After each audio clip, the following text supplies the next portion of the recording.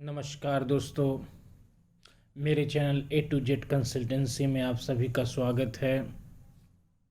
आज हम बात करेंगे कुछ वास्तु टिप्स की, जिससे जीवन में अभूतपूर्व परिवर्तन होंगे, सभी जीवन अच्छे से रहें।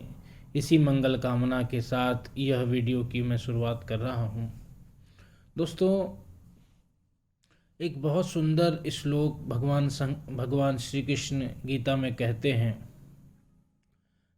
यह शास्त्र विधि मृत संवर्जितः वर्तते काम कारतः न सह सिद्धि मानवोति न सुखम न परम गतिम तस्मात् छात्रम प्रमाणम ते कार्याकार्य व्यवस्थितो ज्ञत्वा शास्त्र विधानयोक्तम कर्म कर्तुमिहार्हसि। जो पुरुष शास्त्र विधि को त्याग कर अपनी इच्छा से मनमाना आचरण करता है, वह न सिद्धि को प्राप्त होता है, न परम गति को और न सुख को। इससे हे अर्जुन, तेरे लिए इस कर्तव्य और अकर्तव्य की व्यवस्था में शास्त्र ही प्रमाण है। ऐसा जानकर तू शास्त्र विधि से नियत कर्म कर के योग्य है। यह श्लोक हमें बताता है कि भगवान भी हमें शास्त्रीय नियमों का पालन करने के लिए कह रहे हैं। सबसे पहले दोस्तों, हम बात करते हैं कि वास्तु यानी कि घर की ऊर्जा या हमारे ऑफिस की ऊर्जा इस तरह से रहे, इस तरह से पॉजिटिव बने कि वह हमारे जो भी लक्ष्य हैं उन लक्ष्यों में हमारे लिए सहायतापूर्ण हो। तो एक कुछ बेसिक नियमों पर हम बात करते हैं जो वास्तु से संबंधित है।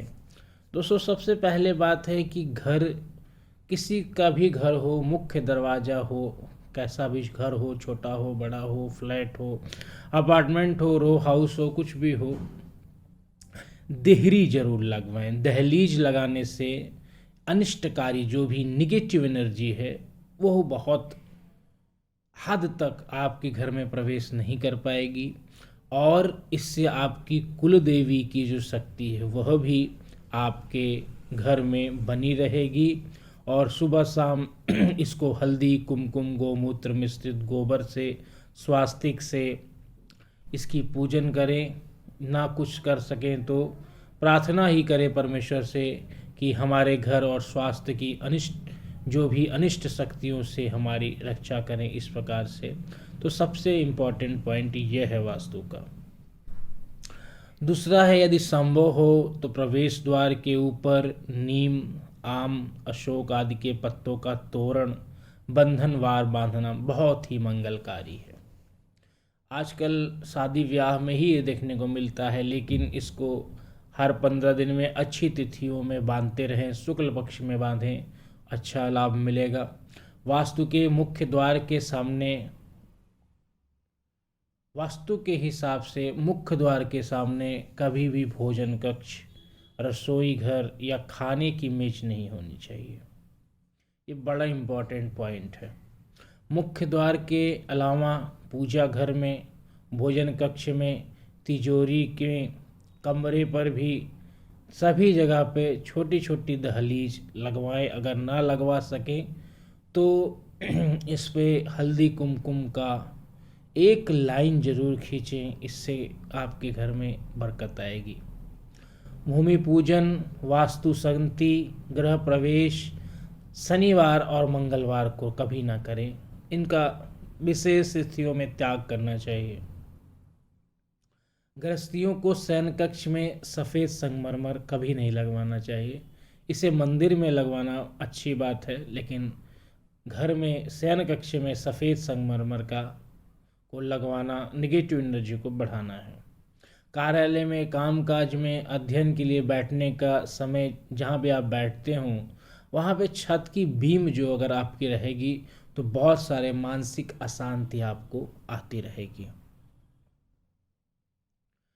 एक इम्पॉर्टेंट पॉइंट आपको ये बताता हूँ, जिस घर इमारत के मध्य भाग में कुआं या गड्ढा हो वहाँ रहने वालों की प्रगति कभी नहीं होती और बहुत सारे दुख एवं कष्टों का सामना करना पड़ता है।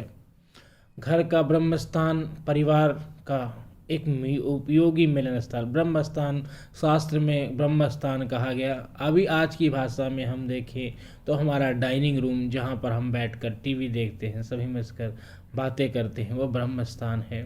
उसको हमेशा साफ सुथरा रखें और जितना सजा सकते हैं उतना सजा करके रखें। यह छोटी छोटी वास्तु की टिप्स बहुत ही काम आता है। गृह स्वामी कभी नेतृत्व कोण में ना रहे। सोने या फैक्ट्री में, दुकान, कहीं पर भी जो गृह स्वामी है, जहाँ वो मालिक है, वह नेतृत्व कोण में यदि रहेगा तो उसकी आज्ञा पालन नहीं होगा, यानी कि उसका सभी विरोध करेंगे। चाहे घर का स्वामी हो, फैक्ट्री का स्वामी हो, तो अपना कक्ष नेतृत्व कोण में कभी ना रखवाएं। नेतृत्व दिशा में शौचालय, रसोई घर का निर्माण हुआ हो तो भी गृह स्वामी को सदैव स्वास्थ्य संबंधी मुश्किलें आती रहती हैं। शौच कूप यानी सेप्टिक टैंक उत्तर दिशा के मध्य में बनाने से अच्छा रहता है। यदि संभव ना हो तो पूर्व के मध्य में बना सकते हैं। परिवार के सदस्यों में झगड़े होते हों तो परिवार का मुख्य व्यक्ति रात्रि को सोते समय अपने पास जल का भरा एक पात्र रखे। सुबह उठ करके जो भी आपके इष्ट हों, ध्यान करते हुए सारे घर में वह जल का छिड़काव करें। इससे जो है शांति होगी और कलह दूर होती है। एक छोटा सा वास्तु प्रयोग आपको ये बता रहा हूँ कि झाड़ू और पोछा ऐसी जगह ना रखें जिससे बार बार वो सबकी नज़र में आए। टूटी फूटी चीज़ों को घर में ना रखें। खाड़ा सेंधा नमक का उपयोग अधिक करें। मुख्य द्वार पे काले कपड़े में फिटकरी बांध कर टांगें। इससे भी आपके घर में, दुकान में बरकत आती है।